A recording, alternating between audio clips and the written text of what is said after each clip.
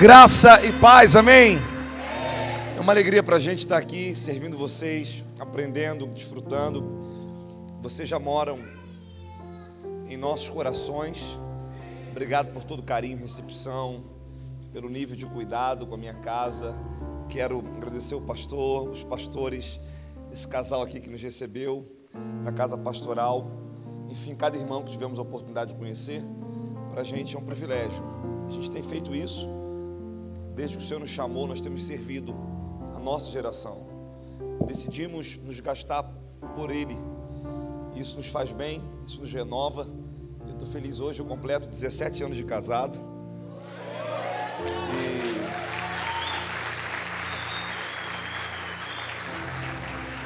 Eu sou apaixonado pela minha família. Minha esposa é a mulher da minha mocidade. Nós nos conhecemos quando tínhamos 15 anos de idade. Eu olhei para ela e determinei: vai casar comigo. Ela teve que orar muito, viu? Para o meu coração amolecer para casar com ela. Estou brincando. Eu que orei demais. E eu sou grato a Deus. E a gente faz boldas de rosas. E casamento é exatamente isso. Tem perfume, mas tem espinhos. Mas o nosso sim não é por um momento, é para sempre. É até a volta de Jesus. Quando você troca de casamento, você só troca de problema. Então que o Senhor possa fortalecer essas famílias, fortalecer vocês, assim como nós oramos, para que Ele também venha fortalecer a nossa casa. Toma o seu assento. Cadê o irmão que está com as camisas que eu pedi, por favor? Gente, nós somos pastores do Ministério Nova Unção. O Senhor tem nos dado uma palavra. A gente tem plantado igreja no Brasil. Estamos já em alguns estados. E também eu tenho liderado um movimento chamado Spire. Spire é um movimento que tem atraído milhares de jovens. A gente tem treinado esses jovens. E esses jovens têm realizado aonde o Senhor tem o chamado. A gente vai ter nossa conferência agora nos dias 25, 26, 27 e 28. E eu estou crendo pelo menos um representante desse ministério lá no Rio de Janeiro. A hospedagem é por nossa conta, dá um jeito de chegar e Deus cuida do resto. E esse movimento tem sido um encargo muito específico para essa geração. Então, todo o material que a gente compartilha na Spirit Story é justamente para manter esse projeto que tem abençoado milhares de jovens. Então a gente trouxe aqui algumas camisas. A gente sempre fala: se não for para aspirar, eu nem venho. Então a gente crê muito na aspiração. Tem aqui também, esse aqui já é da linha Famintos por Deus, que é o manto. Manto é o xereguedé, né, gente? E a gente também trouxe aí casacos, já que aqui tem um pouquinho de frio. Hoje nem tanto. Recebi o livramento. Cada casaco mais lindo que o outro. Estou vendo ali manto, tudo quanto é lugar tem manto. Então, se você adquirir, você vai estar abençoando diretamente esse projeto. Esses materiais não é para mim, não é para minha casa, não é produtos que a gente comercializa para a gente, é para o reino. Então eu tenho esse encargo. Sempre que eu vou, a galera fala: pastor, leva, para poder abençoar aqui os projetos que a gente tem realizado e tem alcançado a tantos. Então, vai atrás. Se você pode, entenda isso como uma semente que vai abençoar a sua vida, abençoar a vida de tantos outros jovens para a glória do Senhor. Amém? Quero saber se eu serei convidado para voltar outra vez aqui. A igreja...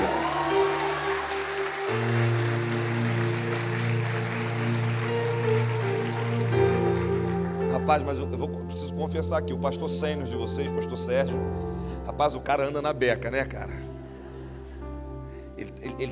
Hoje ele está na unção espacial, né? Está no brilho que só... Eu acho que nem as mulheres andam tão brilhosas como ele.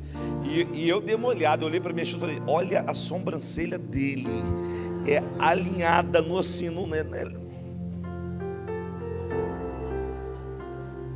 Eu falei para ela: quando eu chegar, eu vou fazer a minha também. Você me inspirou. Pastor, obrigado. Pastora, obrigado. Que tempo precioso. Quero receber vocês lá no Rio de Janeiro. Para a gente é uma honra. A gente entende sobre conexão. Eu não tenho agenda há muito tempo. É verdade, quando eu era de uma denominação, a gente abria agenda. Agora não. A gente caminha por revelação, por propósito. Eu disse que pastor Tiago, quando fez o contato, eu não tinha um final de semana livre esse ano mais. Por propósito estabelecido. A gente está indo agora, missão Europa, missão África. A gente tem muita coisa ainda esse ano estabelecida. Eu já saio daqui, volto, já ministro, e no meio da semana já viajo para o Mato Grosso do Sul, depois volto, Maceió, Pernambuco. A vida da gente é uma loucura, Mas eu sei que Deus conecta corações. Meu coração está conectado com o seu, viu, Tiago? Com toda essa galera aqui. E conectado ao seu, a todos. E obrigado pelo carinho. E realmente eu sei que é de Deus estar aqui. Tudo que a gente viveu hoje à tarde ali foi uma loucura. Uma loucura. O profeta Bertelli entrou no meio da ligação e já adotou vocês também, sabe assim. E depois ele me ligou, depois nós fomos para a casa do Tiago, os jovens estavam lá, uma rendição. Minha esposa, cheguei agora para descansar, ela disse: cara, você está cansado, mas é gratificante o quanto é importante, o quanto Deus fez. De verdade eu estou cansado, mas mais uma vez eu vou dar o meu melhor para Ele, para a glória do nome dEle. Amém? Amém? Coloca a mão no coração, nós já oramos, mas coloca a mão no seu coração. Quando o pastor está enrolando assim, ele quer confirmação se é para pregar essa palavra. Eu estou perguntando ao Espírito Santo: é por onde? É por onde que a gente vai? Eu quero que seja pleno, eu quero que seja completo, eu quero que Ele desça nesse lugar, que Ele faça. Papai, eu me coloco diante de Ti, eu sei que já estou debaixo de uma palavra profética, debaixo de oração, e eu sei que o Senhor tem algo para fazer nesse ambiente. Então vem papai, e faz mais uma vez, em nome de Jesus. Abra comigo sua Bíblia. Olha, aprenderam, hein? Aprenderam.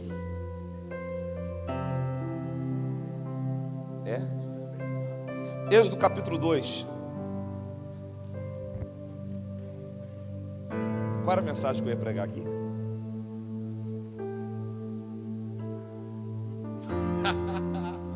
Qual era a mensagem que eu ia pregar? Mente de governador e coração de filho. Mas Deus trocou. E Ele falou para mim: vencendo a autossabotagem. Então diga para pelo menos 2, 3 pessoas: vencendo a autossabotagem. Mais uma vez, vencendo. Uau. Jesus, você apronta comigo.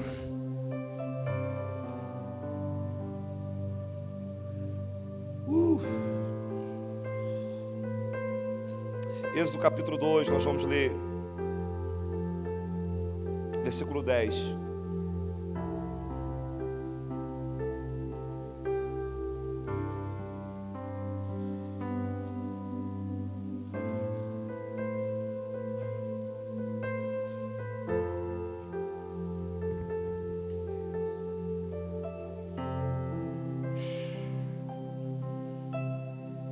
Quantos acharam? Diga amém.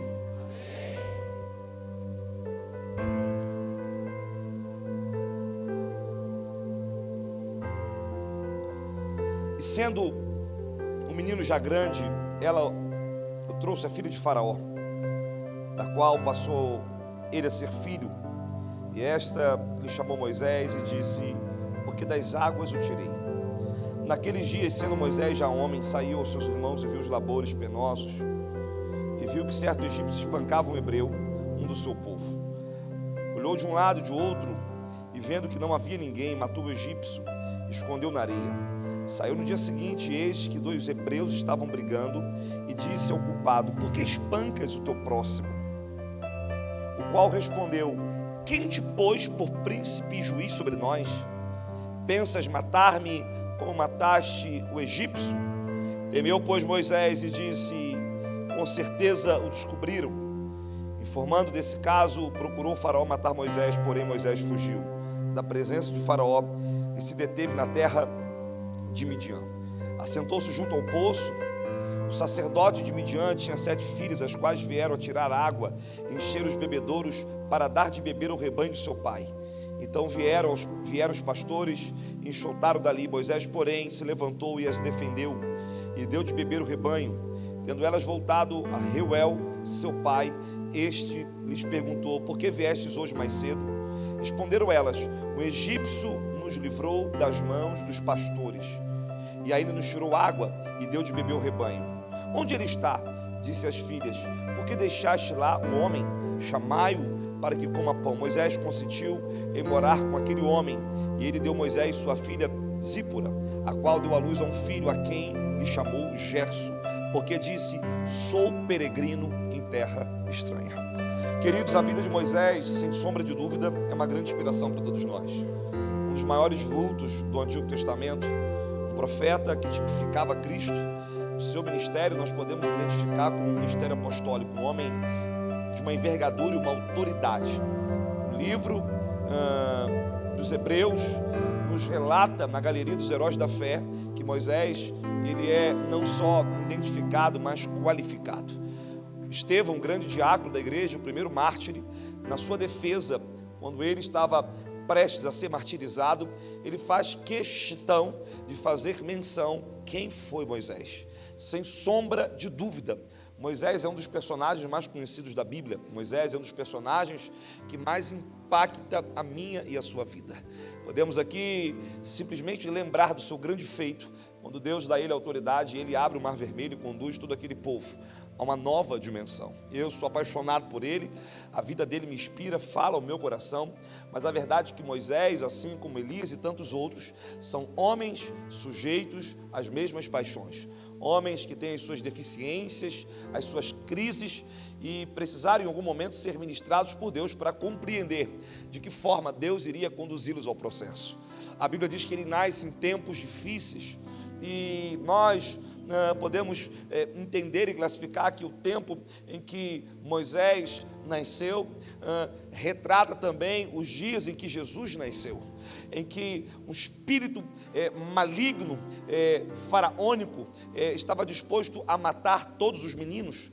A ideia é que Faraó se preocupava com grande crescimento entre os hebreus. E essa preocupação fez ele determinar que todos os meninos deveriam ser mortos. E Moisés, ele nasce debaixo de todo aquele ambiente, de toda aquela palavra que está regendo os seus dias. Eu fico olhando e eu sei que muitas mães aqui nessa noite devem pensar um pouco no sofrimento de Joquebede, a mãe de Moisés, quando ela recebe e percebe que está grávida. Ela deve, no primeiro momento, ter se perguntado: será que é um menino? Será que é uma menina? Aquele ambiente que lhe pressionava e trazia muitos sentimentos ao seu coração. E ali ela está gerando o seu filho sem saber de fato qual era o sexo. Naqueles dias não havia nenhuma tecnologia, nada que era capaz, a não ser uma intervenção sobrenatural através de sonhos, revelações, para revelar o sexo da criança. Então Moisés, ele já é gerado debaixo de um ambiente de muita dúvida, um ambiente de muita crise, um ambiente de muitos desafios. Moisés, ele é gerado debaixo de muita pressão. Mas eu fico pensando, à medida que cada mês de gestação se aproximava do mês do nascimento, aquela mãe devia entrar em colapso, em desespero. E todo aquele ambiente de insegurança, Moisés vai sendo gerado. Eu fico pensando no dia do nascimento, quando as parteiras hebreias tiram do ventre de Joquebede o menino, e aquela mãe olha para Moisés e percebe que é o menino. Que desespero! Que pavor! Uma mãe que agora não sabe exatamente como lidar com aquela situação. Ela sabia que havia um decreto do rei em que todos os meninos deveriam ser sacrificados. Aquela mãe deve pegar aquele menino, um sentimento misturado, sabe, um sentimento de alegria com um sentimento de perda. Eu não sei, mas eu não tenho dúvida que Moisés, ele vai recebendo essas impressões na sua vida. Nós somos frutos das experiências que nós recebemos, que vivemos, que experimentamos desde quando estávamos no ventre da nossa mãe. O livro do profeta Jeremias deixa muito claro que Deus nos conhece no ventre da nossa mãe. No ventre já há vida, e quando há vida, há experiências que marcam. E Moisés, ele vai sendo gerado debaixo de todo aquele ambiente. E aquela mãe pega no colo, certamente, penso eu, como um profeta pentecostal, e ela diz: meu Deus, o menino vai ficar quanto tempo nas minhas mãos? Já vem Faraó, esse menino, logo logo ele vai morrer. E aquela mãe faz de tudo para esconder o menino. Eu acho interessante que a Bíblia diz que a mãe esconde o menino cresce. Ou seja, nem tudo que está escondido significa que não está crescendo. Essa igreja está escondida, mas ela está crescendo. O Brasil não conhece, mas Deus está desenvolvendo essa igreja. E a Bíblia diz que tem um momento que aquela mãe já não tem mais como reter o menino, e a única coisa que ela pode fazer é soltar o menino. Há um momento que a gente esconde, se desenvolve, e há um momento que a gente libera para que o propósito seja estabelecido. Então há tempo de esconder e há tempo de liberar. Então eu creio que há dois tempos proféticos nessa igreja. O primeiro, Deus está escondendo. O segundo, já Ele vai liberar vocês. Alguém pega essa palavra aqui? Alguém pega essa palavra aqui? Tem alguém comigo aqui? Tem alguém comigo aqui? E a Bíblia diz que ela vai pegar aquele cesto, betumar aquele cesto, ela faz de tudo para tentar proteger Moisés, mas ela diz: eu não tenho como limitar, eu não tenho como segurar o propósito de Deus na tua vida. Eu não sei para onde essas águas vão te levar, Moisés, mas eu estou te liberando. Então Moisés é liberado, e quando Moisés é liberado, quem está lá da outra margem? A filha de Faraó, que se banhava com as suas donzelas, e de repente ela vê e percebe algo ali, e as suas donzelas trazem. Nós conhecemos um texto, e justamente a Bíblia diz que a irmã de Moisés também observava para saber aonde o menino ia parar. E a Bíblia diz que quando a filha de Faraó pega Moisés nos braços, imediatamente a irmã de Moisés se aproxima e pergunta: você não quer que eu encontre uma das hebreias para ser uma ama, uma babysitter, uma babá, para cuidar desse menino? Ela disse: por favor. E eu fico pensando a gangorra emocional na vida de Moisés. Quando nasce, alegria e desespero. Fica com a mãe, recebe muito amor, de repente é colocado para fora, e agora é trago de volta para dentro de casa. Imagine você, imagine, sabe, as ondas emocionais que Moisés foi vivendo e sobrevivendo durante toda uma vida. Eu não sei, mas talvez a vida de Moisés, em algum aspecto, se assemelha muito à sua história, à minha história. Em alguns momentos nós oscilamos. Existem momentos que nós estamos em cima, existem momentos que nós estamos embaixo, existem momentos que nós temos uma segurança incrível, há um leão dentro da gente, capaz, sabe de possuir, de tomar o território, mas em alguns momentos há um sentimento que nos faz pensar em recuar, em desistir, em abandonar, porque muitas vezes nós não sabemos quem nós somos, e quando nós não sabemos quem nós somos, nós temos dificuldade de entender o nosso destino. O nosso destino está relacionado à nossa identidade. A perda de identidade significa orfandade, e a orfandade impede você de chegar no teu destino. Mas nessa noite, Deus ele vai curar órfãos. Nessa noite, Deus vai estabelecer identidade, e nessa noite, Deus vai trazer o direcionamento sobre o teu destino profético. Alguém está comigo aqui? Pode tocar, querido, me acompanha. E eu creio que Deus vai pegar você aqui, eu creio que o Espírito Santo vai pegar a gente. Tangedor, vem comigo, toca, cara, pode tocar, toca, porque Deus vai liberar brasa nessa noite. Eu sinto que o Espírito Santo vai pegar a gente de tal maneira que nós não vamos sair daqui como nós entramos, cara. Já já Deus vai sacudir você, vai ser uma noite sobrenatural, uma intervenção. Ei, eu estou aqui porque Deus vai definir a tua história, eu estou aqui porque Deus vai definir as perguntas e questionamentos que você carrega uma vida inteira. Será que alguém pode reagir? Será que alguém pode se expressar, cara? Ei! Eu só estou contando a história de Moisés para contar a tua história nessa noite. Eu só estou contando a história de Moisés para você entender o que Deus vai fazer com você. Então, o desafio daquela mãe: bota o menino para fora, agora o menino volta. Que loucura! Alguém sem endereço, alguém sem o sentimento de pertencimento, sem raiz. É assim que é a vida de Moisés. Agora ele volta para casa, criado pela mãe. E Pai, eu libero o anjo nesse lugar. Que todo esse ambiente seja organizado pelo teu Espírito. Senhor, nós não vamos perder nada daquilo que o Senhor está liberando. Tudo que vocês precisam de uma palavra. Tudo que vocês precisam de uma palavra. Eu estou aqui para liberar palavras. Eu estou aqui para mover esse lugar numa nova dimensão. Essa mensagem vai levar vocês a um destino muito claro. Vocês vão entender o encargo de vocês como igreja. Por isso eu quero declarar e silenciar, sabe, tudo aquilo que quer de alguma forma orquestrar a mudança desse ambiente. Esse ambiente é a intervenção do céu sobre nós. E eu chamo a existência agora, a sua mente a palavra, o seu coração a palavra, porque Deus vai destravar você. A mãe então pega Moisés e vai criar Moisés, mas o menino cresce mais uma vez, e agora a filha de Faraó o toma, e ela diz: o menino cresceu, e deu ela o nome de Moisés, porque disse: das águas eu tirei. E Moisés vai ser criado em todo aquele ambiente faraônico. Ele vai receber conhecimento, estudo, ele vai ser capacitado, ele vai receber tudo que humanamente parece ser suficiente para destravar a sua história. Mas de repente, aos 40 anos de idade, Moisés tem uma crise, e ele decide descobrir quem ele era.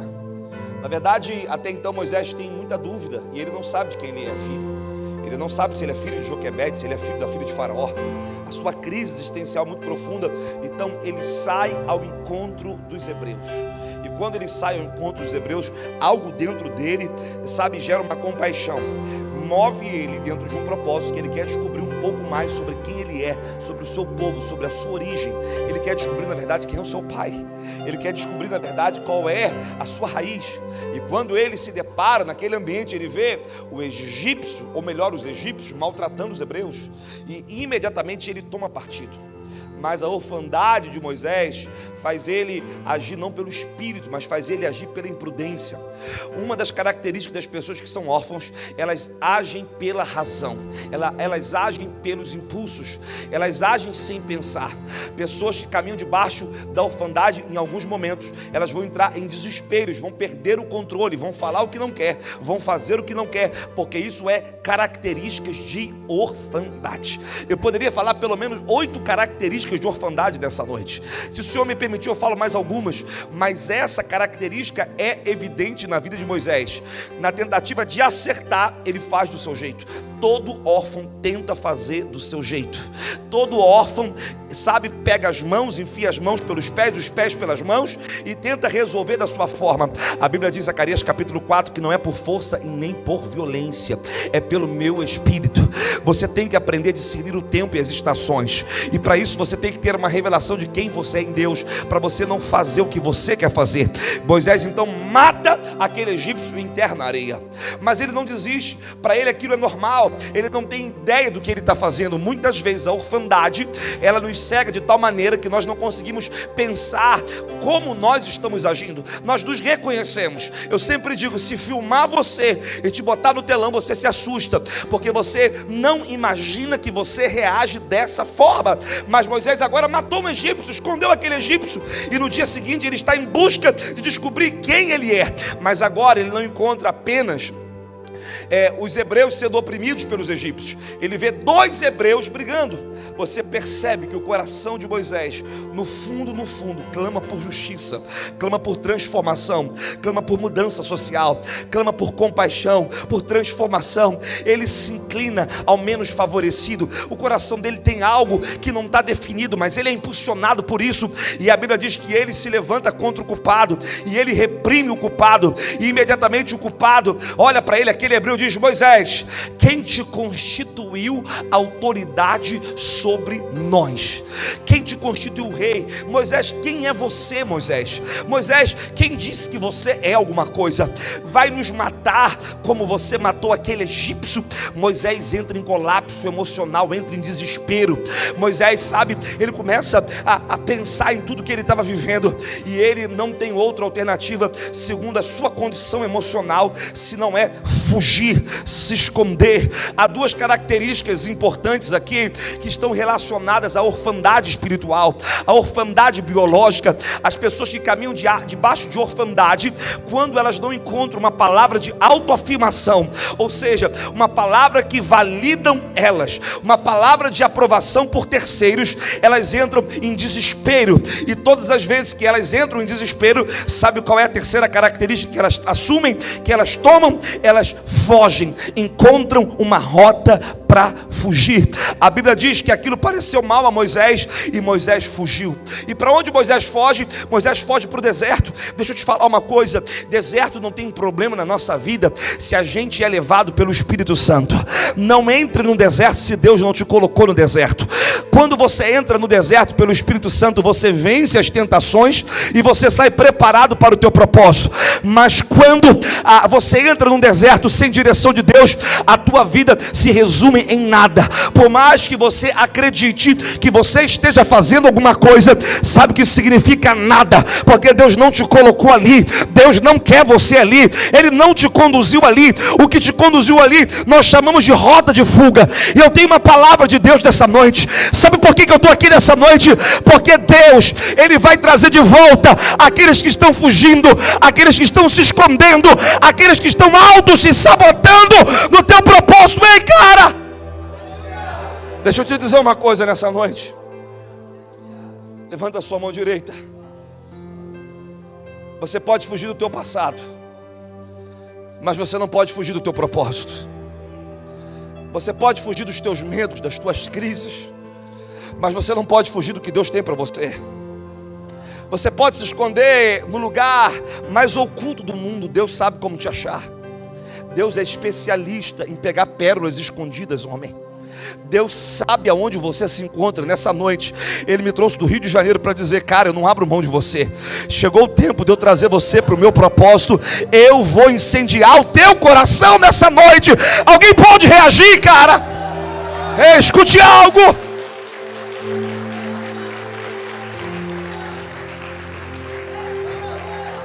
Você sabe que a gente consegue se esconder até atrás de uma mesa? Atrás de uma filmadora, atrás de um instrumento, atrás de um microfone? A gente se esconde atrás de um cargo, a gente se esconde atrás de um casamento, de uma empresa, de tantas coisas. Aquilo pareceu mal a Moisés, Moisés fugiu. Quando nós não sabemos lidar com palavras que não nos validam, que nos confrontam, por não ter identidade e segurança de quem nós somos, a gente recua. E Moisés vai recuar para Midian, e agora ele está lá, escondido no deserto. Ele senta no poço. Eu gosto da expressão sentar no poço, porque isso retrata o quanto ele estava cansado. E ali ele vê as filhas de Jetro, e ele mais uma vez é solidário. Ele carrega uma paixão por gente. Mais uma vez ele carrega justiça. Ele vê que os pastores querem espantar as filhas de Jetro, e mais uma vez, sabe, é como você tivesse algo, você quer fazer, mas você não consegue lidar com aquilo que você sente. É como dentro de você, você sabe que você tem algo para agregar no reino, fazer, mas você sempre está fazendo do teu jeito. E eu vim dizer para vocês que está tudo lindo e pabe, mas a partir de hoje, eu sei que Deus governa essa igreja, mas não vai ser mais do jeito de vocês. Não. Vocês gostando ou não, eu recebi ordem de Deus, e quando o pastor falou, ele não vai pregar o que nós queremos ouvir. Deus disse para mim: diga para essa igreja que embora está tudo lindo, vocês vão ter que entender que vai ser muito diferente daquilo que vocês estão vivendo. Vocês não vão ter como controlar o que o Espírito Santo vai fazer. Vocês não vão ter como castrar o que o Espírito Santo quer fazer. Vocês não vão ter como segurar. Por isso que Moisés fala de uma geração que, por mais que nós queremos reter, nós vamos ter que soltar essa geração. E Deus vai ensinar essa geração cada etapa da sua caminhada, do seu propósito. Alguém está aqui? Alguém pode dar um glória? Alguém pode tirar o chimarrão da boca e dar glória a Deus aqui? Ei, gente. E está lá Moisés, sentado no poço. Mais uma vez, o coração dele é bom. Não basta fazer o que é certo, nem sempre o que é certo é o que Deus tem para você. Ele está mais uma vez manifestando a bondade do seu coração, a justiça por pessoas, defendendo as filhas de Jetro. Ele foi até convidado para morar na casa de Jetro. Ele até casou. Ele teve até filho. Em outras palavras, eu posso afirmar que Moisés tinha ministério. Agora, sabe o que Deus falou para mim? Mas, Hatman, tem muita gente que tem ministério, mas não tem propósito. Você não entendeu o que eu disse. Moisés apacentava o rebanho de Jetro. Gênesis, Êxodo capítulo 3 vai dizer que ele apacentava o rebanho de Jetro. O fato de ter ovelha, o fato de ter ministério, o fato de ter casamento, o fato de ter filho, não significa que você está no centro do propósito. Nem sempre fazer o certo é o que Deus espera de você. Não que você deva fazer o errado, mas você deva fazer aquilo que Ele tem para a sua vida. Sabe como que eu vejo Deus nessa noite? Eu vejo Deus resgatando muita gente que está perdida. O mais difícil não é encontrar as ovelhas perdidas, o mais difícil é achar as dracmas que se perderam dentro de casa.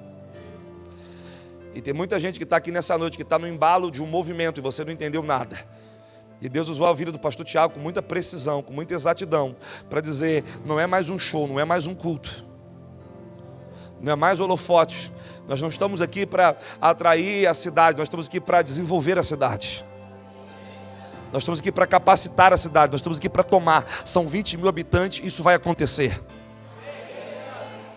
Eu estou impactado, eu passei pela universidade ainda há pouco e eu disse: Deus, alguém precisa se levantar aqui, porque se alguém não se levantar, eu venho para esse lugar. Então Moisés está ali, a vida está de boa, está legal. Irmãos, quem é solteiro aqui, levanta a mão, levanta a mão, levanta a mão quem é solteiro, rápido. Se não levantar a mão, que é solteiro, vai ficar solteiro pro resto da vida, levanta a mão. Já começaram a levantar. Casar não é nada mal. Ter filho é a maior alegria de um casamento. Mas tudo isso não é suficiente se você não está no centro do propósito.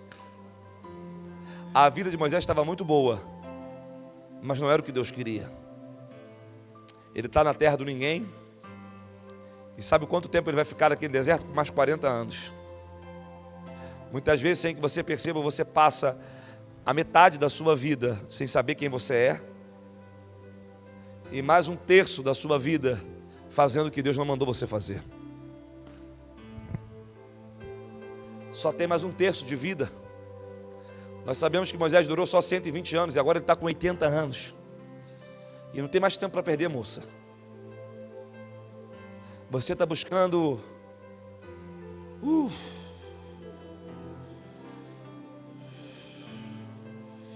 Você está buscando confiança e Deus está buscando dependência. Deus disse que vai bagunçar ainda mais a tua vida, porque você não vai cair no chão, você vai cair na mão dele. E é melhor depender de homem, ou melhor, é melhor depender de Deus do que depender de homens. É melhor comer na mão de Deus do que comer na mão da sogra, do sogro, da parentela. É melhor entender o que Deus está fazendo. Moisés está lá, vidinha boa, tem filho, tem mulher, tem ovelha. E sabe quem faz uma visitinha na terra de ninguém? Deus. Deus sabe como nos encontrar.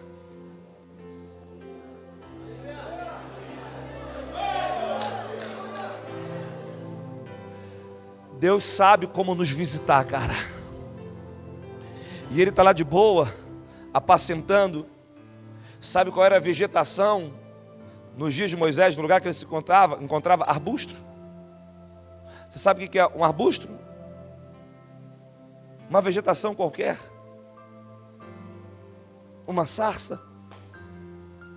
Então está lá Moisés apacentando o rebanho. O que ele está vendo? Arbusto. E a Bíblia diz que como você se imagina, você se vê, você se torna. Moisés se tornou tão comum, que ele e a vegetação, ele, o arbusto, era a mesma coisa. Sabe, tá bom. Tem hora que você deixa de ser conduzido pelo Senhor e você passa a ser conduzido pela vida. O nome disso se chama autossabotagem. O problema não está nas pessoas, o problema está em você. Você está ouvindo, moço? Pare de se sabotar. Deus é especialista de encontrar tesouro em meio do lixo. Existem pérolas dentro da tua vida, e elas estão escondidas. E nessa noite Deus vai achar você. Ele está lá. E a Bíblia diz em Êxodo capítulo 3 que ele estava apacentando o rebanho, de boa. E de repente ele recebe uma visitinha. E quem vai visitar Moisés? O próprio Deus. Você está comigo, sim ou não? Sim. E apacentava Moisés o rebanho de Jetro, seu sogro, sacerdote de Midian. E levando o rebanho para o lado ocidental do deserto, chegou ao monte de Deus. O problema é que muitas vezes, sem você perceber, você é levado ao monte de Deus. Armadilha. Olha para o seu irmão, essa conferência é uma armadilha. Não, pode falar para alguém, essa conferência é uma armadilha. Trouxeram você para a armadilha. Levaram você na casa lá do irmão, armadilha. Levaram na casa do pastor, armadilha. Levaram para orar comigo, armadilha. Aí a pessoa chega toda cheia de maquiagem, toda arrumada, depois está toda borrada do chão, chorando. É mistura de meleca com catarro, catarro com meleca, dores de parto. O sapato já sai, a perna balança. O outro já é obrigado a entregar até o fone de ouvido. O outro vai ser obrigado a entregar a oferta. Deus não mandou você trazer dinheiro, já que você trouxe, vai ter que entregar hoje.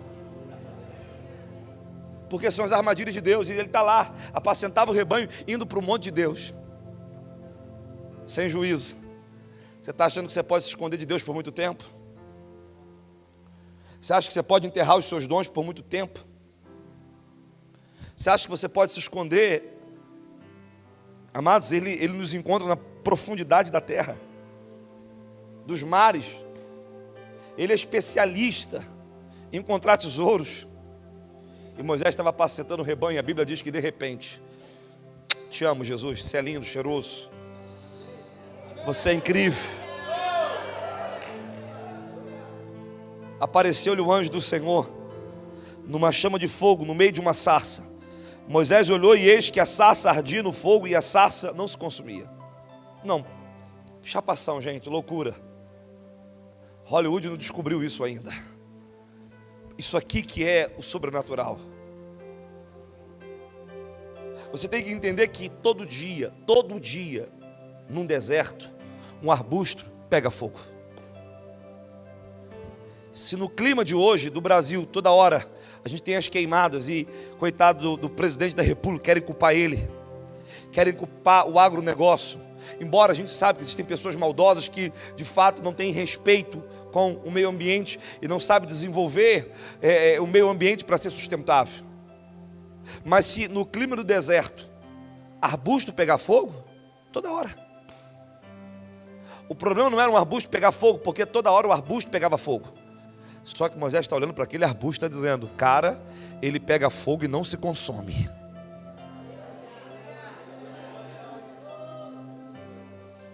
Tiago, Moisés começa a dar uma olhada e fala, o que está acontecendo? Que coisa estranha. Não está na Bíblia, mas eu penso, e a Bíblia me dá margem para interpretar dessa forma, fazer a exegese do texto dessa forma. Ele disse assim, me virarei para lá para ver essa grande maravilha. Ele estava dizendo o seguinte, cara, se um arbusto pode pegar fogo e não se consumir, por que eu estou nesse lugar tão consumido pela vida? Por que eu estou tão desgastado?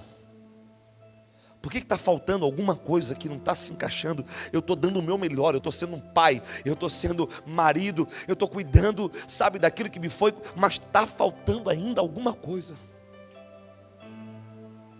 Tem uma peça no quebra-cabeça, e ontem Deus me deu uma visão com quebra-cabeça aqui, e eu via que faltava uma peça. E todas as vezes que essa pessoa montava o quebra-cabeça, faltava uma peça. E às vezes a gente se torna, sabe, peritos em montar quebra-cabeça, mas está sempre faltando uma peça. Moisés acordava, dormia, certamente louvava, certamente Moisés fazia tudo o que lhe era possível, mas algo dentro dele ainda expressava que barraia sou. Você não está completo.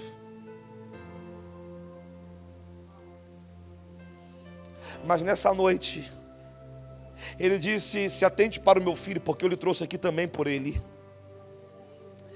E eu vou girar uma chave dentro dele, porque eu vou desatá-lo. Quebihai sai candoro yoshô. Sabe, você não vai ficar perdido nesse grande projeto que Deus tem, porque você é uma pedra fundamental.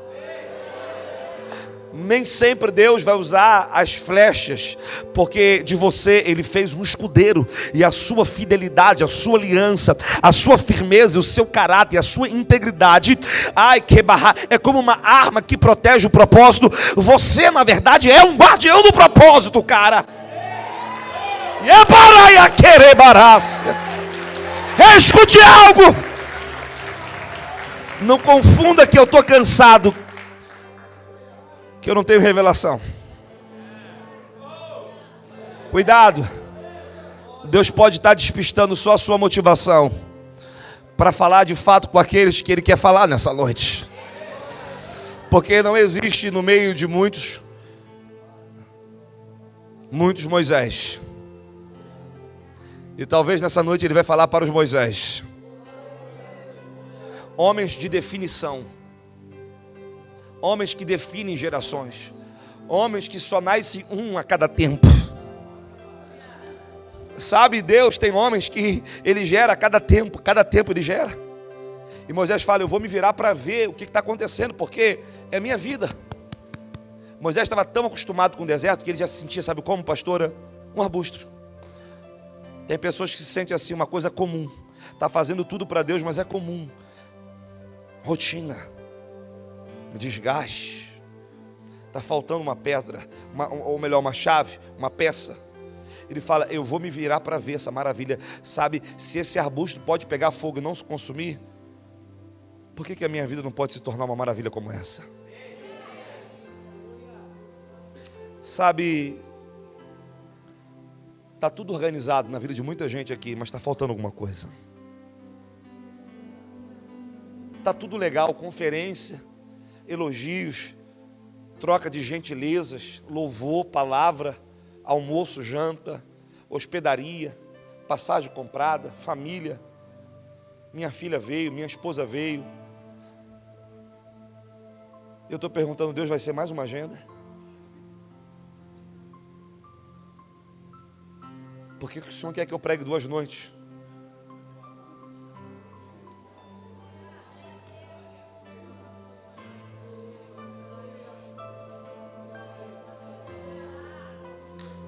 E quando Moisés se vira para ver aquela maravilha, aquela sarça que pegava fogo e não se consumia, o Senhor disse: Moisés, tira a sandália dos seus pés. Por mais que eu me esqueça, Ele sempre me lembra.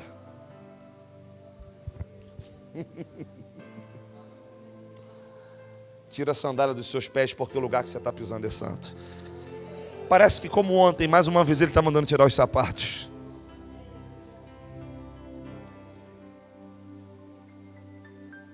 Deus vai condicionar no jurídico tem um termo que é exatamente isso, quando uma coisa está condicionada à outra. Tem uma palavra no latim tão interessante. Deus está dizendo: Moisés, se você quer ouvir o que eu tenho para você, você tem que tirar a sandália dos pés. E eu fiquei perguntando a Deus, por que você fez Moisés tirar a sandália? Ele disse: porque ninguém vai entrar no novo nível com a velha caminhada.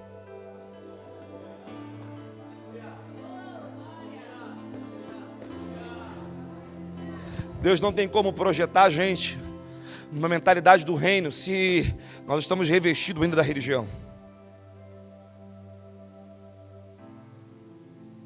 Deus não tem como nos levar para a próxima fase se a gente está trazendo ainda informações que não vão adiantar. Então, se você quer entrar no próximo nível, você vai ter que deixar essas sandálias, Moisés, porque essas sandálias representam a sua rota de fuga. Essas sandálias representam a forma que você caminhou até agora. E daqui para frente você não vai poder caminhar, você não vai poder ter o mesmo comportamento. Pastor, como é que você sabe que Moisés tirou as sandálias? Porque Deus continua falando. Porque tem coisas que Deus só vai continuar falando quando a gente obedecer. Se você quer entender a próxima instrução, obedeça a primeira instrução. Ontem Deus nos deu uma instrução na conferência, tem gente que não veio. Por quê? Porque ainda querem as mãos de Jesus e não os seus pés. E por favor, hoje eu não vou orar por ninguém, pastor. Eu tenho ordem de Deus para não orar por ninguém hoje, após o culto. Eu não sou um bezerro de ouro. Porque se você não alcançar uma profecia no mover da palavra, você não vai saber o que fazer com a palavra profética que eu vou te entregar depois. Mas se você entender a palavra, é possível que Deus me use para lhe entregar uma palavra. Há uma diferença. Moisés tira as sandálias. Por que, Deus? Não pergunte. Existem horas que o que Deus fala não é para você questionar, é para você obedecer. Sabe o que eu acho incrível, pastora? Me traga uma cadeira aqui. Me traga uma cadeira. Vou dar uma pirada igual ao meu amigo Judá Bertelli, só para ele sentar.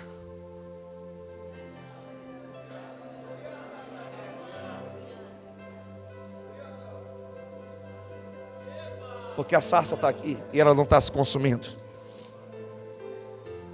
Porque Jesus não se consome. E ele fala assim: Moisés, já que você obedeceu, tirou a sandália dos pés, você está disposto a abrir mão do velho para viver o novo. Essa trajetória de fuga, essa trajetória que representa o Egito, e você quer entrar no próximo nível, eu vou te responder a pergunta da vida. Ei, eu não sei você, mas todo mundo tem a pergunta da vida. Todo mundo tem a pergunta da vida. Moça, pergunta da vida. Pergunta da vida. Deus responde a pergunta que Moisés fez há 80 anos. 40 mais 40. Moisés, uma vida inteira você teve problema de paternidade.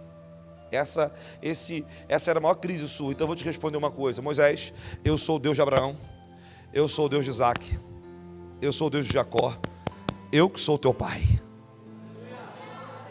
Deus começa o diálogo com Moisés assim, falando sobre paternidade. Deus está dizendo assim: ei, você não é filho de Joquebede, você também muito menos é filho da filha de Faraó. Você é um projeto meu, e todo o ambiente que eu permiti você nascer, eu estava te forjando, Moisés, para o meu propósito, porque você vai ser pai de uma multidão. Cara, Moisés fica apavorado com a forma que Deus responde ele, porque a maior dúvida de Moisés era entender quem ele era. E ele fica louco, ele fica olhando para a sarça, sabe, ele querendo ver, ele querendo entender. E Deus continua: não te chegues para cá, tira as sandálias dos pés, porque o lugar que estás é terra santa. Disse mais: eu sou o Deus de teu pai, o Deus de Abraão, o Deus de Isaac, o Deus de Jacó. Moisés escondeu o rosto porque temeu olhar para Deus. Deixa eu te falar uma coisa. Você já viu uma criança, pastor, que aparece nos programas de televisão e às vezes na vida real? A gente conhece isso. Quando ela vai conhecer um pai pela primeira vez. Você já viu uma criança que vive separada do pai e de repente o pai vai se apresentar, chega na escola e sabe, vai ter aquele encontro, aquela criança ainda nova, sem saber lidar, e quando ela, sabe, vai se encontrar com o pai, ela vira o rosto, porque embora é o que ela sonhou uma vida inteira, mas ela não está preparada para aquele encontro. Eu fico pensando, Moisés, Deus falando: eu sou teu pai, e Moisés, eu não estou acreditando nisso. E Moisés escondendo o rosto, dizendo: meu Deus, eu tenho um pai. Esses anos inteiros eu não fiquei aqui no deserto e nem no Egito, muito menos sem ter um pai. Eu tenho um pai que me ama, e ele veio me buscar depois de 80 anos. Será que você pode imaginar Deus se revelando como pai, dizendo: ei, eu sou teu pai, e você escondendo o rosto, meio que sem graça, meio que, sabe, sem saber lidar com aquela situação, aquele encontro meio desajeitado, no sentido, sabe, inicial, não no sentido emocional do que você quer viver, e dizendo: eu sou teu pai. Moisés esconde o rosto, dizendo: eu não estou acreditando. Talvez é o que você vai fazer nessa noite. Em algum momento você vai esconder o rosto e dizer assim: eu não estou acreditando. Não, calma aí, Deus, você vai falar tudo na minha vida hoje. Tudo. Os próximos passos, Moisés, sou eu. E a Bíblia diz que Moisés esconde o rosto. E olha que interessante. E disse ainda o Senhor: certamente eu vi a aflição do meu povo. Moisés, eu desci, Moisés. Cara, será que você pode imaginar que o Deus que a gente serve, Ele não é um Deus autoritário que fica numa sala virtualmente mandando comandos? Ele desce porque Ele é um Deus de relacionamento.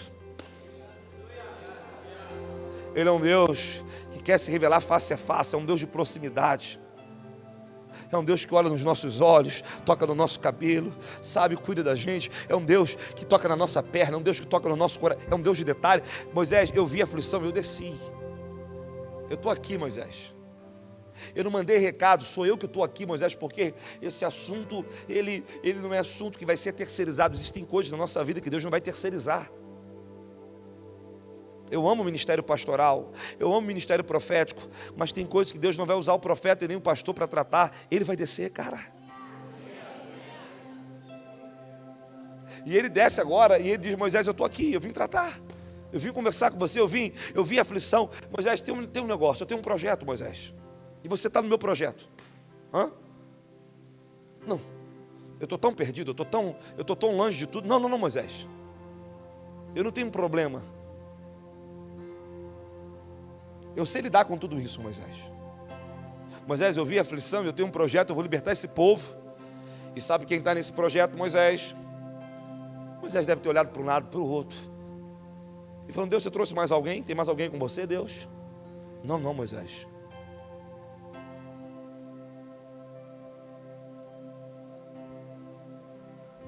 Eu não vou escolher outra pessoa, porque eu já escolhi. Será que você já entendeu que chamado é intransferível? Será que você já entendeu que Deus não transfere chamado? Moisés, eu não tenho outra pessoa, Moisés. Eu vim aqui porque eu tenho um projeto e eu já decidi tudo, Moisés. E é você? Não. No mínimo, Deus deve ter se equivocado. Escolheu a pessoa errada. Tem alguma coisa que não está fechando. Esse Deus se confundiu, porque você se esquece do que Paulo disse. Ele escolheu as coisas loucas para confundir as sábias. Ele escolheu os fracos. Ele disse: a vossa vocação não é segundo a sabedoria humana, é segundo o poder que se aperfeiçoa na tua fraqueza. Então, Deus não escolheu os melhores. Deus não escolheu os melhores em matemática, em português, em literatura, biografia. Eu não estou dizendo que você não possa ter nota boa. Na minha vida, eu tive momentos ruins na minha fase educacional, mas tive momentos maravilhosos na faculdade, incríveis, notas acima de 9, uma vida inteira. Mas deixa eu te falar uma coisa, não é sobre isso que eu estou falando. É sobre o poder que se aperfeiçoa na tua fraqueza. Eu estou falando para os Moisés dessa geração. Os improváveis, meu irmão. Eu estou falando para aqueles que julgam não ter nenhuma condição de viver tudo que Deus tem. E Deus está falando: Moisés, eu vim aqui para a gente resolver logo isso. E está na hora de resolver logo isso.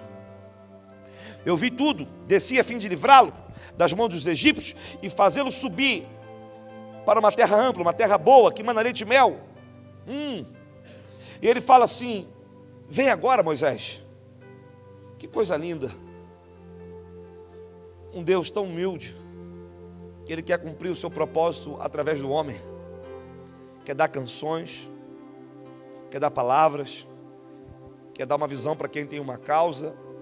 Um Deus que podia fazer tudo sozinho, porque Ele criou o mundo, Ele criou o homem, Ele descansou, mas Ele disse: eu dei a vocês a capacidade de vocês governarem a terra e influenciar os homens. E eu preciso restaurar o mandado cultural de Gênesis, capítulo 1, versículo 26. Eu preciso fazer vocês entenderem o que eu quero fazer nesses dias.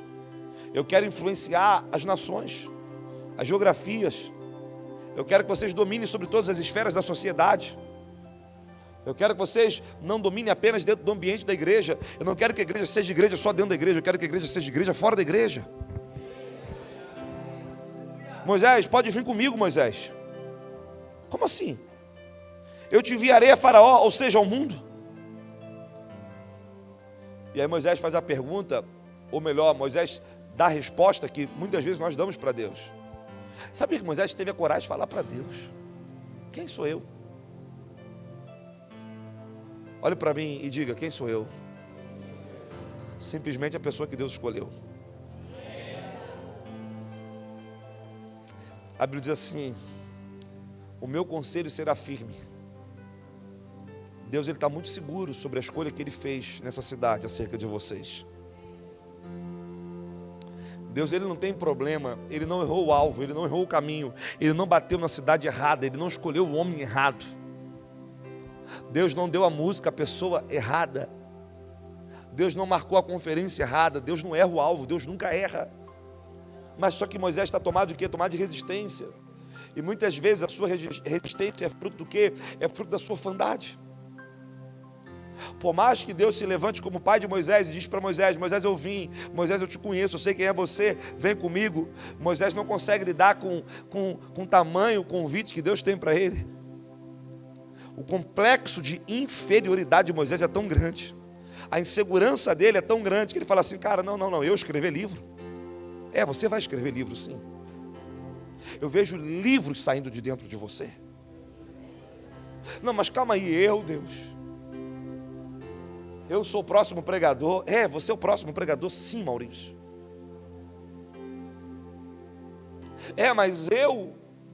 Mas eu, Senhor, me enfiar num lugar secreto e gerar filhas espirituais sobre o lugar secreto, sobre taça e harpa, 24 horas de adoração? Sim, você. Mas como assim, Deus? Eu acho que você veio na cidade errada. Não. Deus sabe encontrar você na terra do ninguém. Ei, psiu. Aonde você se esconder, Ele te acha. E a sua vida sempre será vazia enquanto você não entender o que Ele tem para fazer com você.